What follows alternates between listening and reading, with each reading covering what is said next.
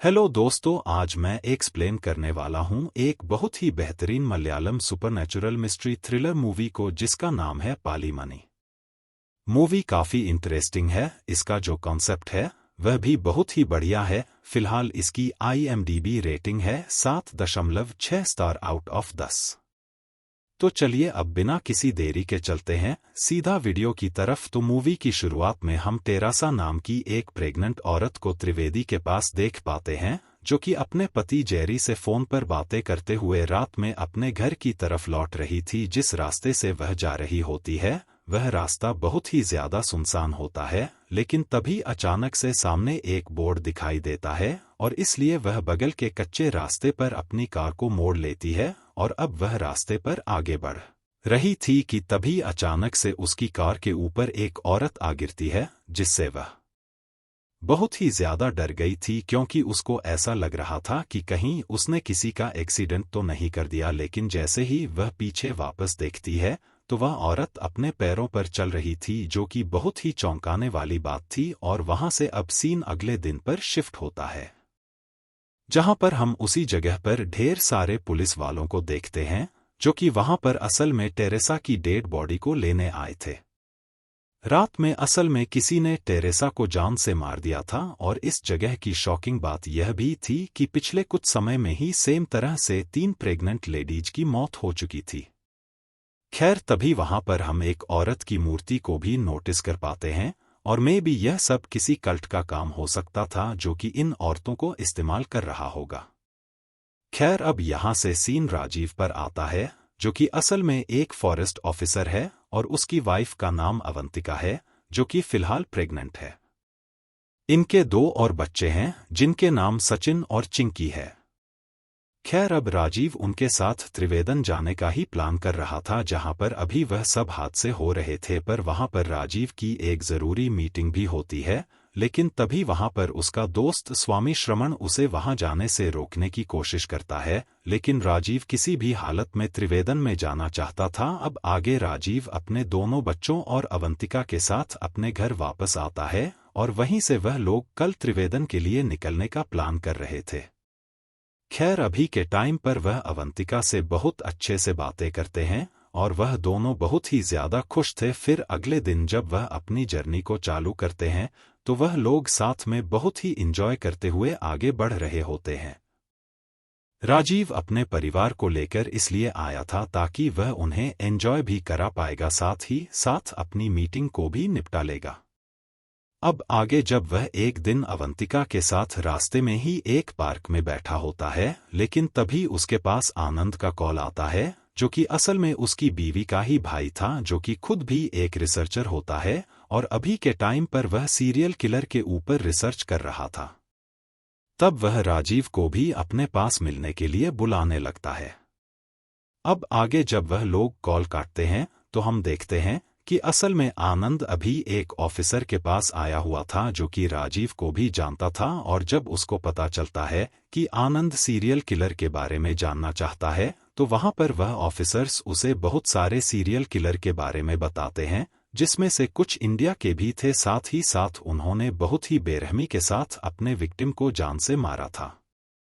अब आनंद को वहां पर विक्टोरिया नाम की एक सीरियल किलर की कहानी में बहुत ही ज्यादा इंटरेस्ट आता है, इसलिए अब ऑफिसर भी आनंद को विक्टोरिया के बारे में बता रहा था, जिसके बारे में असल में खुद राजीव और ऑफिसर भी जानते थे। जिसके साथ ही कहानी पास्ट में चली जाती और हम विक्टोरिया को देखते हैं, जो कि असल में अपने टाइम पर बहुत ही ज्यादा सुंदर हुआ करती थी। साथ ही साथ वह हर चीज में बहुत ही ज्यादा अच्छी थी और वह सबकी मदद करने के लिए हर पल तैयार रहा करती। पर एक दिन उसके गुस्सैल पिता को उसके बॉयफ्रेंड के बारे में पता चल गया था, जो कि असल में दूसरी बिरादरी का था। मगर फिर भी विक्टोरिया उससे ही शादी करना चाहती थी, लेकिन उसके पिता को यह बातें बर्दाश्त नहीं होती और तब वह विक्टोरिया को उसके घर में बंद कर देते हैं।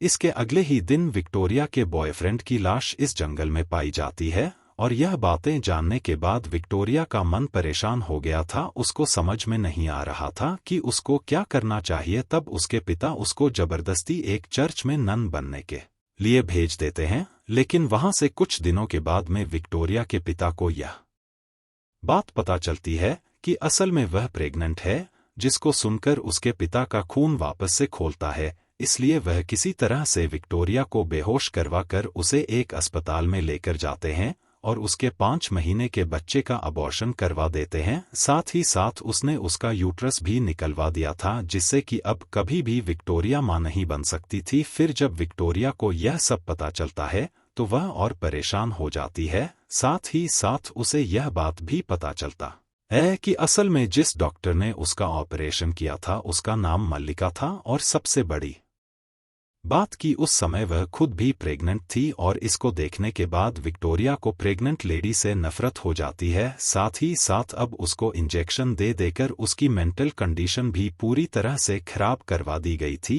और तब विक्टोरिया एक दिन मौका पाकर मल्लिका का गला काट देती है और उसकी जान ले लेती है, जिसके बाद उसे एक असाइलम में भर्ती कर दिया जाता है। लेकिन वह वहां से भी भाग जाती है, जिसके कुछ दिन बाद एक नन की लाश मिलती है जो कि विक्टोरिया की तरह ही लग रही थी और इसलिए वह लोग उसकी फाइल को हमेशा के लिए बंद कर देते हैं। पर उसके कुछ ही समय के बाद हम वापस से विक्टोरिया को देख पाते हैं, जो कि अभी भी जिंदा थी और अब वह गुस्से में सबसे पहले जाकर अपने पिता के घर को जलाती है, जिसमें उसके पिता के साथ साथ 6 लोग और भी मारे गए थे। यानी कि रेलवे ट्रैक पर उसने अपने ही किसी जैसे की बॉडी को रख दिया था, या फिर यह कहे किसी को मारकर वहां फेंक दिया। खैर सीन वापस से प्रेजेंट टाइम में आता है तो ऑफिसर आनंद को बताता है कि माना जाता है कि विक्टोरिया आज भी जिंदा है और अब वह शैतान की पूजा करती है, क्योंकि भगवान ने उसकी कभी मदद नहीं करी। साथ ही साथ आज भी वह प्रेग्नेंट लेडीज को अपना शिकार बनाती है, उनसे नफरत करती है। अब आगे हम अवंतिका को देख पाते हैं, जो कि अपने परिवार के साथ उस होटल से चेक आउट कर रही थी जिसमें वह अब तक रुके हुए थे। तब वहां पर अवंतिका यह चाहती थी कि वह अपने भाई से जाकर मिले, यानी कि आनंद से मिले, जो कि उनसे बस 10 किलोमीटर की दूरी पर ही रुका हुआ था। तब राजीव भी मान जाता है और वह दोनों अपने बच्चों के साथ अपने आगे के सफर पर निकल पड़ते हैं। वह पूरे रास्ते में बातें कर रहे थे कि उन्हें लड़का होगा या लड़की। अवंतिका यहाँ पर चाहती थी कि उसे लड़का हो, लेकिन राजीव चाहता था कि उन्हें लड़की होनी चाहिए। और अब वह इसी तरह से बातें करते हुए आगे बढ़ने लगते हैं। तभी वहीं पर हम वापस से आनंद को देख पाते हैं, जो कि अभी भी विक्टोरिया के बारे में सोच रहा था। वहीं राजीव जंगल के रास्ते से आगे बढ़ रहा होता है कि तभी अचानक से उसको उसके ऑफिसर का कॉल आता है। पर क्योंकि जंगल में सिग्नल कम आ रहे थे, इसलिए वह कार से बाहर जाकर बात करने लगता है। और तब हम देख पाते हैं कि असल में वह इस मूर्ति के पास आ गया था जहां पर पुलिस को शुरुआत में टेरेसा की लाश मिली थी, लेकिन अभी के टाइम पर वहां से निकल जाते हैं। पर अब तक बहुत ज्यादा रात हो चुकी थी, साथ ही साथ नेटवर्क ना आने की वजह से उन लोगों को वहां से बाहर जाने का रास्ता भी नहीं मिल रहा था। तब राजीव अपनी गाड़ी को आगे बढ़ाता जाता है और भटकते हुए एक पुराने चर्च के पास आ जाता है, जहां जाने के बाद अवंतिका को सही फीलिंग नहीं आ रही थी, इसलिए वह तुरंत ही राजीव से वापस चलने के लिए बोलती है। तब राजीव भी अपनी कार को मोड़ने लगता है, पर इससे कोई फायदा नहीं होता। अभी अचानक से पड़े हुए रिचुअल्स के सामान के कारण कार का टायर पंचर हो जाता है। तब राजीव डरते हुए कार से बाहर निकलता है और टायर में से वह कील टाइप की चीज निकालता है। लेकिन जैसा कि हम जानते हैं कि बच्चे शैतान होते हैं, तो उसके पीछे पीछे उसका लड़का सचिन भी गाड़ी से उतर गया था, जिसको देखकर वह तुरंत ही उसको गाड़ी में बैठने के लिए बोलता है। साथ ही साथ अब उसने सिग्नल ढूंढते हुए किसी तरह से आनंद को भी कॉल करके बता दिया था कि उसकी कार में किसी तरह की दिक्कत आ गई है और वह जंगल में मौजूद पुराने चर्च के पास है। पर अभी के समय सिग्नल ढूंढते हुए वह कार से थोड़ा सा दूर आ गया था। अब इसी बीच हम देख पाते हैं कि सचिन वापस से चुपके से कार से उतरकर पास के एरिया में स्केटबोर्डिंग करने लगता है। तब ना चाहते हुए भी अवंतिका अपनी बेटी चिंकी को कार में छोड़कर उसके पीछे उसको लेने के लिए चली जाती है। लेकिन चिंकी भी अकेले बैठे बैठे बहुत डर रही थी, तो इसलिए वह भी कार से उतर जाती है। पर जैसे ही राजीव यह सब देखता है तो वह तुरंत ही उसको उठाकर अपने साथ कार के पास ले जाने लगता है। पर वहां पर जाने के बाद उसको अवंतिका और सचिन कहीं पर भी नजर नहीं आते, जिसको देखकर वह बहुत ही डर गया था। अब वह तुरंत ही चिंकी को गोद में उठाकर अवंतिका और सचिन को आसपास ढूंढने लगता है, और क्योंकि चिंकी को अभी भी डर लग रहा था इसलिए अब राजीव उसे चर्च के गेट के बाहर वेट करने के लिए बोलता है और खुद जाकर आसपास चेक करने लगता है। अब चर्च के पास एक बहुत ही पुरानी सी बस खड़ी हुई थी, इसको देखकर राजीव उसमें भी चेक करता है, लेकिन वहां पर भी अवंतिका और सचिन नहीं थे। और इस बार जब वह वापस से चर्च के गेट के पास आता है तो अब वहां पर उसकी बेटी चिंकी भी नहीं होती। अब राजीव बहुत ही ज्यादा घबरा गया था और इसलिए अब वह उन्हें ढूंढने के लिए चर्च के अंदर चला जाता है, जहां पर ही हम अवंतिका को भी देख पाते हैं जो कि सचिन को ढूंढते हुए आ गई थी। साथ ही साथ अब चर्च के अंदर चिंकी भी आ गई थी, लेकिन दिक्कत यह थी कि उन सबको एक दूसरे की आवाज तो आ रही थी पर यह लोग चर्च की अलग अलग जगह पर थे। पर क्योंकि उस समय चर्च के अंदर यही चारों लोग थे तो आवाज वहां गूंज रही थी, इसलिए उनमें से किसी को भी यह समझ नहीं आता कि कौन कहां पर है। तब सचिन किसी तरह से चिंकी को ढूंढ लेता है और वह दोनों ही राजीव और अवंतिका को ढूंढने में लग गए थे। तभी अचानक से ही वहां पर एक कुएं में से विक्टोरिया किसी शैतान की तरह कपड़े पहनकर बाहर आती है, और जैसे ही उसकी नज़र वहां अवंतिका के ऊपर पड़ती है तो वह बहुत ही ज्यादा खुश होने लगती है, क्योंकि आज पहली बार ऐसा हुआ था कि शिकार खुद ही चलकर उसके पास आया था। तब अवंतिका उसको देखकर बहुत डर जाती है, और क्योंकि अब तक विक्टोरिया ने शैतान की पूजा करके बहुत सारी काली शक्तियां हासिल कर ली थी, इसलिए वह तुरंत ही उड़कर अवंतिका के सामने आ जाती है और उसके हाथ में एक स्पेशल खंजर भी मौजूद होता है।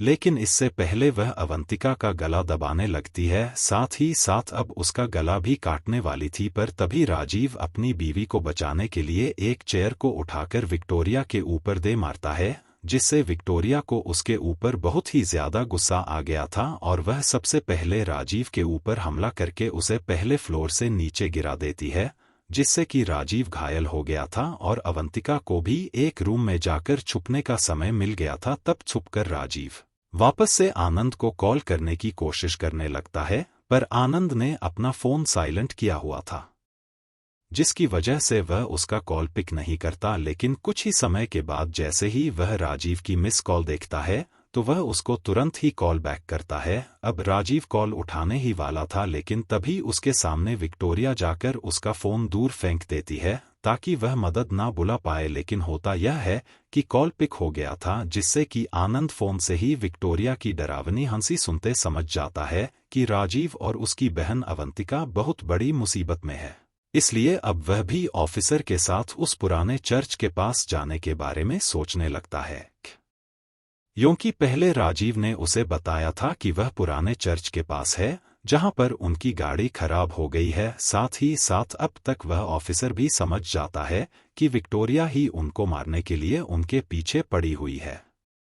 अब चर्च के अंदर राजीव एक बार अपनी किस्मत के चलते किसी तरह से वापस से विक्टोरिया से बचकर एक रूम में चला जाता है। वही अवंतिका भी एक रूम में छुपी हुई थी, और क्योंकि विक्टोरिया की वार की वजह से वह बहुत ही ज्यादा घायल हो गई थी, इसलिए वह चल नहीं पा रही होती। तभी अब विक्टोरिया बच्चों को ढूंढते हुए उनके पास पहुंचती है, और तब उसने चिंकी को पकड़ लिया था, जिसको वह उसके गुड्डे के साथ ही खींचती हुई अपने साथ कहीं पर लेकर जाने लगती। अवंतिका, जिसको समझ में आ गया था कि उसकी बेटी खतरे में है, तो वह जोर जोर से रोने लगती है, और असल में विक्टोरिया यही चाहती थी, इसलिए वह तुरंत ही चिंकी को छोड़ देती है और तुरंत ही अपने शिकार अवंतिका की तरफ पहुंच जाती है। और अब वह अवंतिका के ऊपर अटैक करने ही वाली थी कि तभी अवंतिका तुरंत ही पास में पड़ी हुई मिट्टी विक्टोरिया की आंखों में डाल देती है, जिसके बाद वह तुरंत वहां से निकल जाती है। लेकिन अब तक उसकी हालत बहुत ही ज्यादा खराब हो चुकी थी और यहाँ पर वह खुद के लिए सरवाइव नहीं करना चाहती थी, बल्कि अपने होने वाले बच्चों के लिए सरवाइव कर रही थी। अब अचानक से ही उसको राजीव का फोन दिखाई देता है, जो कि पास में पड़ा हुआ था, और अब वह उसको उठाने की कोशिश कर रही थी कि इसी बीच वापस से विक्टोरिया उसके पास पहुंचती है। असल में विक्टोरिया को उन लोगों के साथ खेलने में बहुत ही ज्यादा मजा आ रहा था और वह धीरे धीरे उन्हें डरा कर मारना चाहती थी, इसलिए वह एक बार अवंतिका को भागने का मौका भी देती है और अवंतिका डरती हुई एक रूम में चली जाती है, जहां पर अब उसे राजीव भी मिल जाता है, जो कि उसको शांत रहने का बोल रहा था। अब वह उसको एक सेफ जगह पर बैठाकर खुद अपने दोनों बच्चों को ढूंढने के लिए निकल जाता है। वहीं अब धीरे धीरे आनंद और वह ऑफिसर भी चर्च की तरफ बढ़ रहे थे और आगे हम यह देखते हैं कि अब राजीव किसी तरह से सचिन और चिंकी को भी ढूंढ लेता है, जिसके बाद वह अवंतिका को भी वहां पर लेकर आ गया था। साथ ही साथ अब वह जल्दी से उस रूम को भी लॉक कर लेता है जिसके अंदर वह चारों लोग थे, मगर अब विक्टोरिया को भी उनकी जगह की भनक लग गई थी, मगर गेट बंद होने की वजह से वह अंदर नहीं आ पाती। और तब राजीव तुरंत ही रूम में मौजूद विंडो को तोड़कर चर्च के बाहर कूद जाता है, जहां पर उसने एक सीढ़ी को ढूंढकर खिड़की से लगा दिया था। तब सबसे पहले चिंकी नीचे उतरती है और फिर अवंतिका पर। जब अवंतिका उतर रही थी तभी अचानक से ही वह सीढ़ी नीचे गिर जाती है। अब इससे होता यह है कि सचिन ऊपर रह गया था, साथ ही साथ तब तक विक्टोरिया भी रूम में आ चुकी थी और वह सचिन को पकड़ने ही वाली थी, लेकिन सचिन नीचे कूद पड़ता है और तब राजीव ने उसको पकड़ लिया था। और तब यह लोग वहां से भागना चालू कर देते हैं और वह भाग इसलिए रहे थे क्योंकि जंगल चर्च से ज्यादा सेफ था। पर अब विक्टोरिया उन्हें ढूंढते हुए बाहर भी आ जाती है और उन्हें चारों तरफ सर्च करने लगती है। फिर जब राजीव बाकी सब के साथ जैसे जैसे अपनी कर के पास पहुंचता है तो उसको एक और शॉकिंग चीज पता चलती है कि विक्टोरिया उनकी कार में ही उनका वेट कर रही थी, जिसको देखकर वह लोग बहुत ही ज्यादा डर गए थे और इधर उधर भागने लगे थे कि तभी चिंकी डरकर वापस से चर्च के अंदर चली जाती है।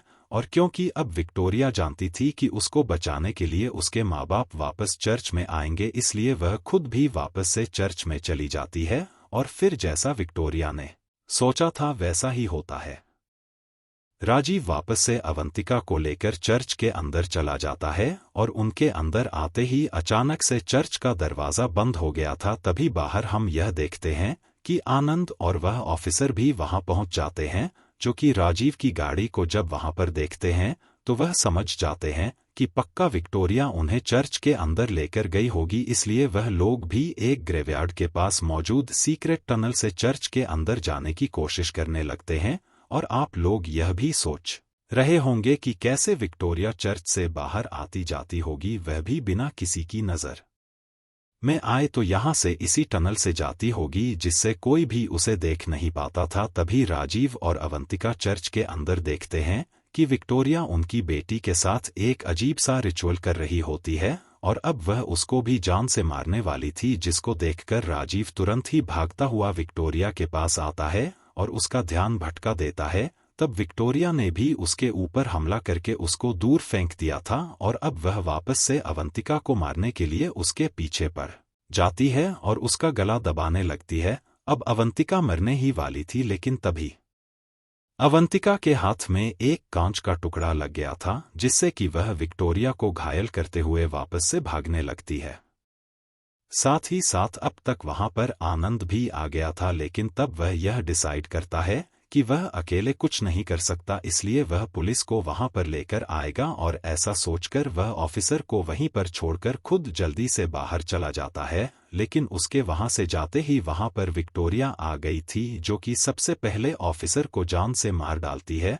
तभी वो अवंतिका की तरफ बढ़ती है, लेकिन सचिन अपनी स्केटबोर्ड को जल्दी से विक्टोरिया के पैर के नीचे फेंक देता है, जिससे विक्टोरिया का बैलेंस पूरी तरह से बिगड़ जाता है और नीचे लगे हुए एक क्रॉस पर गिरकर वह मारी जाती है। यानी कि फाइनली सचिन की शैतानी काम आ गई थी। अब इन सब चीजों को देखकर अवंतिका बहुत ही ज्यादा रोने लगती है, क्योंकि उसके बच्चे के लिए बहुत ही ज्यादा ट्रामाटाइजिंग था। जिसके अगली सुबह हम देखते हैं कि आनंद वहां पर ढेर सारे पुलिस वालों के साथ आ चुका है। साथ ही साथ अब राजीव भी तुरंत ही अवंतिका, सचिन और चिंकी को लेकर वहां से निकल जाता है।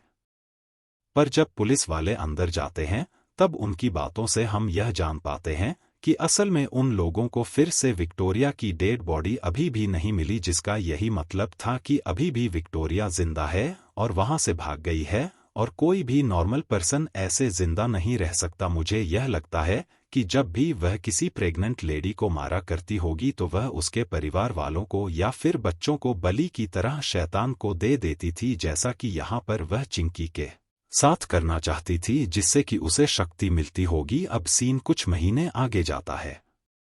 जहां पर विक्टोरिया की लाइफ के ऊपर एक मूवी बन चुकी है, जिसको एक्चुअल में हम सब देख रहे थे, जिसको एक कपल देखकर रात में अपने घर जा रहा होता है, और क्योंकि औरत प्रेग्नेंट थी इसलिए वह विक्टोरिया के बारे में पूरे रास्ते अपने हस्बैंड से बातें करती रहती है, क्योंकि अभी तक विक्टोरिया को ढूंढा नहीं गया था और वह जिंदा थी और हर एक प्रेग्नेंट लेडी के लिए इस रास्ते के अंदर डेंजरस भी थी। खैर तभी अचानक से हम रोड में कुछ पेड़ों के बीच में विक्टोरिया को खंजर हाथ में लिए हुए देखते हैं, यानी कि अब वह फिर से अपना मौत का तांडव शुरू करने वाली थी और इसी के साथ में यह मूवी यहीं पर खत्म हो जाती है। तो दोस्तों, यह थी एक मलयालम मिस्ट्री थ्रिलर मूवी की कहानी। उम्मीद करता हूं कि आपको यह सुपर नेचुरल एंगल के साथ थ्रिलर फिल्म पसंद आई होगी। मेरे ख्याल से मूवी काफ़ी इंटरेस्टिंग थी, इसका कॉन्सेप्ट भी काफ़ी इंटरेस्टिंग था। बाकी आप लोग बताना कि आपको यह मूवी और एक्सप्लेन कैसी लगी। तो उम्मीद करता हूं कि आपको वीडियो अच्छी लगी होगी। अच्छी लगी है तो वीडियो को लाइक कर देना। चैनल के ऊपर नए हैं तो सब्सक्राइब कर लीजिए। तो मैं आप सबको मिलता हूं अगली वीडियो के साथ में, तब तक के लिए टेक केयर।